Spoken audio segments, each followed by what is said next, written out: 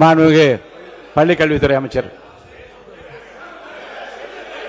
மாண்புமிகு பேரவைத் தலைவர் அவர்களே, முதல்ல உட்காருங்க உட்காருங்க உட்காருங்க உட்காருங்க. இந்த கேமரா டீம் அவன் சைடு கொஞ்சம் காட்டுங்க. ஏங்க மாண்புமிகு இருங்க. இல்லங்க ஆனரபிள் ஸ்பீக்கர் மூலமா ரெக்வெஸ்ட், இந்த கேமரா டீம் அந்த சைடு கொஞ்சம் காட்டுங்க. மாண்புமிகு முதலமைச்சர் கருத்து என்ன சொல்றாங்க? அத நீங்க சினிமா நடிப்பது போல பஞ்ச் டயலாக்னா எப்படி எழுந்திருக்காம இருப்பாங்க? அப்புறம் தயவுசெய்து சொல்றேன், நீங்க சொல்லுகிற போது முதலமைச்சர் கருத்துன்னு சொல்லுங்க.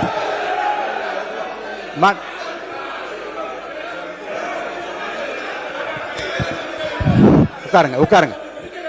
நீங்க நீங்க இருக்க, நீங்க எங்க வரீங்க? நீங்க இங்க போங்க, உள்ள இடத்துக்கு நீங்க போங்க. பதில் நீங்க போங்க முதல்ல. மாண்பு உறுப்பினர் கொஞ்சம் அமருங்க, எல்லாம் அமருங்க, எல்லாம் அமருங்க. இருங்க, நீங்க அமருங்க, இருங்க, அமருங்க, எல்லாம் அமருங்க, அமருங்க, அமருங்க, அமருங்க, அமருங்க,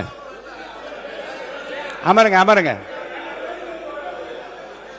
அமருங்க, அமருங்க. மாண்பு உறுப்பினர் கொஞ்சம் அமைதியா இருங்க. வாய்ப்பு தரேன். உட்காருங்க உட்காருங்க உட்காருங்க. மாண்புமிகு உட்காருங்க, எல்லாம் உட்காருங்க, எல்லாம் உட்காருங்க. நான் உடனே தான் பேச அனுமதிக்க போறேன். உட்காருங்க உட்காருங்கன்னு சொல்றேன். உட்காருங்க உட்காருங்க உட்காருங்க உட்காருங்க. முடிங்க, நீங்க பேசி முடிக்கட்டும், முடிக்கட்டும். நீங்க பதில் சொல்லலாம். உங்களுக்கு நான் பதில் சொல்ல அனுமதிக்கிறேன். உட்காருங்க. பேரவைத் தலைவர் வாயிலாக நான் கேட்டுக்கொள்வது, தயவு செய்து இந்த ஃபைல்ஸ் எல்லாம் சீக்கிரம் பிரிச்சு பாருங்க. ஏதாவது குற்றச்சாட்டு இருந்தா, அதில் ஆதாரம் இருந்தா, யாராக இருந்தாலும் அவர் மீது நடவடிக்கை எடுங்க. இந்த உருட்டல் மிரட்டலுக்கெல்லாம் திராவிட முன்னேற்ற கழக உறுப்பினர்கள் பயப்படுவதற்கான எங்களுக்கு தேவை கிடையாது. மாண்புமிகு உறுப்பினர்கள் இந்த சினிமா போல பஞ்ச் டயலாக் என்பதெல்லாம் அவைக்குழு நீக்கப்படுகிறது.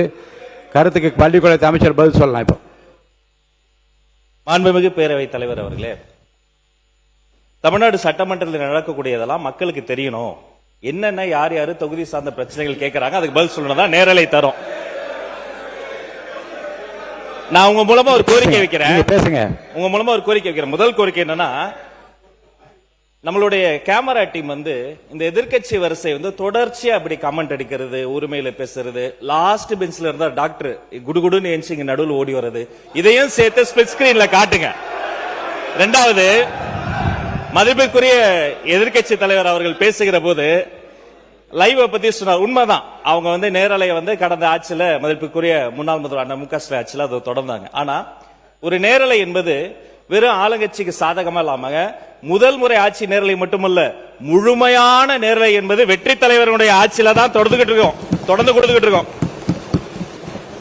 மதிப்பிற்குரிய பேரவைத் தலைவர் அவர்கள் நெற்றிக்கண் திறப்பினும் குற்றம் குற்றமேனு நடுநிலையோடு ஒரு கட்சி இரு கட்சி இல்லாமல் அனைத்து கட்சி உறுப்பினர்களினுடைய குரலும், இந்த குரலற்றவர்களின் குரலாக இருக்கக்கூடிய அனைத்து கட்சிகளினுடைய குரலும் பதிவாக வேண்டும் என்பதற்காக தான் சிறப்பாக செயல்பட்டு இருக்கீங்க.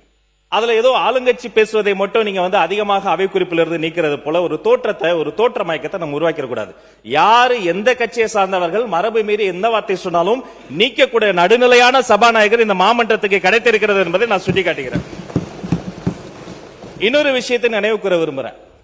மதிப்பிற்குரிய பேரவைத் தலைவர் சேம்பர்ல ஒரு முறை ஒரு முக்கியமான கேள்வி வந்தது. நாங்க அதை கேட்டு அதிர்ச்சி அடைஞ்சோம். என்னன்னா, கடந்த 2 ஆண்டு காலமாக இந்த நேரலைய அரசுக்கு சொந்தமான ஆல் இண்டியா ரேடியோலயே கொடுக்காம நிறுத்தி வைத்ததாகவும், நீங்க கொடுப்பீங்களான்னு மதிப்பிற்குரிய பேரவைத் தலைவர் கிட்ட நான் இருக்கும்போது கேட்டாங்க. இதை குறித்து கலந்து ஆலோசித்து, தொலைக்காட்சி மட்டும் கிடையாது, வானொலியிலையும் நேரலை போட்டு குக்கிராமத்தில் இருக்கவங்களை கேட்கட்டும் முடிவெடுத்த சபாநாயகர் நீங்க. இந்த நேரத்தில் அதற்காக உங்களுக்கு நான் நன்றியும் சொல்லிக்கிறேன். அதன் பிறகு எங்களுடைய மாண்புமிகு தமிழ்நாடு முதலமைச்சர் எப்போதும் எதுவாக இருந்தாலும் ஒரு சின்ன செய்தி, அது ஒரு விஷயம் வந்தா கூட பள்ளிக்கல்வித்துறை சார்பாக உடனே தொலைபேசியில் அழைத்து அது குறித்து கடுமையான நடவடிக்கை எடுக்க சொல்லுவார். இந்த மாமன்றத்தில் ஆல்ரெடி அந்த ஃபைல்ஸ் இருக்கிறதே ஒரு சுட்டி காமிச்சார். அந்த இஷ்யூவே நான் தான் ஏஞ்சி சொன்ன, அவர் ஆதாரத்தை எடுத்துட்டு போறாரு அப்படின்னு. இந்த நேரத்தில் அவர் சாதாரணமா இருந்தாலே அதெல்லாம் பண்ணாத போறாரு. மாண்புமிகு எதிர்க்கட்சி தலைவர் அவர்கள் காட்டுன்றாரு. அவருடைய கோரிக்கையை கட்டாயமாக முதல்வர் நிறைவேற்றுவார் என்பதையும் கூறிக்கொள்கிறேன். 2 வார்த்தை மட்டும் கோரிக்கை. அவர் எல்லாத்தையும் ஆக்கப்பூர்வமா விமர்சிக்கலாம். அதுல ஒரு தனியார் நிகழ்ச்சி பேரை சொன்னாரு. அது பாட்டு பாடுவது இந்த மரபுக்கு புதுசு கிடையாது. விதவிதமாய் வித்தியாசமாய் பயங்கரமா பாட்டு பாடினவங்க தான் அந்த பக்கம் ஃபுல்லா உட்கார்ந்து இருக்கிறாங்க. அதெல்லாம் அந்த தனியார் நிகழ்ச்சியினுடைய பேரையும் நம்ம நீக்கிடலாம். இவரை தான் நியமிக்கணும், இவரை நியமிக்க கூடாது, இந்த தொழில் உயர்ந்தது, இந்த தொழில் தாழ்ந்ததுலாம் கிடையாது. இது இன்க்ளூசிவ் கவர்மெண்ட், அனைவருக்கும் அதிகாரம், அனைவருக்குமான ஒரு விஷயம் தான் நேர்மையான முறையில பை மெரிட்ல போயிட்டே இருக்குது. அதனால ஒரு குறிப்பிட்ட ஒரு விஷயத்தை மட்டும் சுட்டி காட்டுகிற பொழுது அது வந்து ஏற்புடையதல்ல. அது மட்டும் கிடையாது, இந்த சினிமாவில் வரக்கூடிய அந்த பஞ்ச் ஸ்டைல், அதை கூட நீங்க அவை குறிப்பில் நீக்கிட்டீங்க. அதை போன்ற விஷயங்களை தவிர்த்து கொண்டு ஆக்கப்பூர்வமான கருத்துக்களை, அறிவுபூர்வமான சிந்தனைகளை அதை முன்வைத்து பேசினால் இந்த மாமன்றம் சிறப்பாக செயல்படும். உங்களுக்கு எங்களுடைய அத்தனை பேரின் சார்பில் ஒரு வாழ்த்துக்களையும் தெரிவித்துக் கொள்கிறேன். மிக சிறந்த சபாநாயகர் தமிழ்நாடு அரசியல் வரலாற்றில் இந்த மாமன்றம் கிடைத்திருக்கிறது என்பதை பதிவு செய்கிறேன். மாண்புமிகு எதிர்க்கட்சி தலைவர். பேரவைத் தலைவர், நான் உங்க சார்பா பேசிட்டு இருக்கேன். இப்ப நீங்க நீக்கிட்டீங்க, ஆனா இப்ப இதெல்லாம் லைவ்ல போயிடுச்சு. இப்ப அதுக்கு என்ன பண்ண போறீங்க? அது என்ன நடவடிக்கை எடுக்க போறீங்க? அதாவது லைவ் கொடுப்பது நாங்க எதிர்க்கவில்லை, நாங்கள் பாராட்டுகிறோம். லைவ் நீங்க கொடுத்திருக்கீங்க, நல்ல முயற்சி, நாங்க பாராட்டுறோம். ஆனா அதுல இருக்கக்கூடிய பிரச்சனைகளை இங்க நான் சொல்றேன். நீங்க அவை குறிப்பில் நீக்கிறீங்கன்னு சொல்றீங்க. நீங்க எவ்வளவு நீக்கினாலும் அது சோசியல் மீடியால ட்ரெண்ட் ஆகிட்டு இருக்கு, வைரலா போயிட்டு இருக்கு. அதான் உங்களுடைய கவனம். எதிர்க்கட்சி தலைவர் சொல்ல விரும்புகிற கருத்து வந்து, குற்றச்சாட்டுகளை எந்த பக்கத்திலிருந்து வைத்தாலும், அது முன்னாள் ஆண்டவர்களாக இருந்தாலும் சரி, இப்போது ஆள்கின்ற இடத்தில் இருந்தாலும், ஆதாரப்பூர்வமான கருத்துக்களை சொல்வதன் மூலமாகத்தான் இந்த சபையிலே சில குறைந்தபட்ச மாண்பினை நாம் காப்பாற்ற முடியும் என்பதையும் கருத்திலே கொண்டு, அப்படி ஆதாரம் இல்லாமல் சொல்லுகிற போது நான் உடனே நீக்க வேண்டும் என்பது ஒரு நியாயமான மரபு. அதன்படி நான் நீக்குகிறேன். ஆனால் அதை எடுத்து பல்வேறு மீடியாக்களிலே வந்து வெளியிடுவார்கள். ஆனால் இப்போ எனக்கு கவனத்துக்கு கொண்டு வரப்பட்டிருக்கிற ஓரிரண்டு செய்திகளின் அதை ஆய்வு எடுத்துக்கொண்டு அதை உரிமை கொடுக்க நான் அனுப்ப இருக்கிறேன். இனி வருங்காலத்திலும் நீக்குவது என்பது என்னுடைய தனிப்பட்ட உரிமை. இந்த அவையினுடைய மாண்பை நான் காப்பாற்றியாக வேண்டும். நீக்காமல் பேச முயற்சிப்பதும் ஆதாரங்கள் இல்லாமல் பேசாமல் இருப்பதும் நல்லது. ஏன்னால் ஆதாரங்களை வைத்துக் கொண்டுதான் இருதரப்பினரும் பேச வேண்டும் என்று நான் விரும்புகின்றேன். என் மக்களும் அதைத்தான் விரும்புவார்கள்.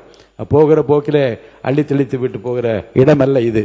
அது வெளி அரசியல் மேடைகளில் பேசக்கூடிய பேச்சும் அல்ல இங்கே. இது இங்கே பேசுகிற போது நம்முடைய அவனுடைய கண்ணியத்தையும் காப்பாற்ற வேண்டும். இந்த தமிழ்நாட்டு மக்கள் எதை நம்பி இந்த பொறுப்பை நம்ம ஒப்படைத்து இங்கே அனுப்பியிருக்கின்றார்களோ அவருடைய எதிர்பார்ப்பை நிறைவேற்றுகிற விதத்தில் நம்முடைய பேச்சு அமைய வேண்டும். அந்த வகையில் எதிர்காலத்தில் நீங்கள் சொன்னது போல எல்லா பேச்சுக்களையும் நீக்குவது என்பது என்னுடைய நோக்கம் அல்ல. ஆனால் அவைக்கு உதவாத, மக்களுக்கு பயன் தராத, நம்முடைய பண்பாட்டிற்கு உதவாத, இந்த அவையினுடைய மாண்பை குறைக்கக்கூடிய எந்த விஷயங்களாக இருந்தாலும் அதை நிச்சயமாக நான் அவை குறிப்பிலிருந்து நீக்குவேன். பேசுகிற போது அந்த கண்ணியத்தை அனைத்து உறுப்பினரும் காப்பாற்ற வேண்டும் என்று நான் உங்களை அன்போடு கேட்டுக்கொண்டு, 4 மானிய கோரிக்கைகள் மேலே இருக்கிறது, 2 மணிக்குள்ளாக முடிக்க வேண்டும் என்று சொல்லி இருக்கின்றீர்கள். இந்த விஷயத்தை இப்போது பேசிய இப்போது பேசிய கருத்தை இப்ப வேண்டாம். இப்போ இல்ல இப்ப பேசின மாண்பு எதிர்க்கட்சி தலைவர் பேசின பேச்சை ஒட்டி நீங்க பேசுவதாக இருந்தால் அனுமதி இல்லை. வேற ஏதா இருந்தா நீங்க சொல்லுங்க. வேற அது தரேன். அது இல்ல மானிய கோரிக்கை நடக்கிற போது நான் வாய்ப்பு தர போறேன். இதே மாதிரி நேற்று செய்ததை போலவே மானிய கோரிக்கை நடக்கிற போது அது குறித்து பேச வாய்ப்பு தரேன். பாமகவுக்கு நிறைய வாய்ப்பு கொடுத்து எல்லோரும் பார்த்து கொண்டிருக்கிறார்கள்.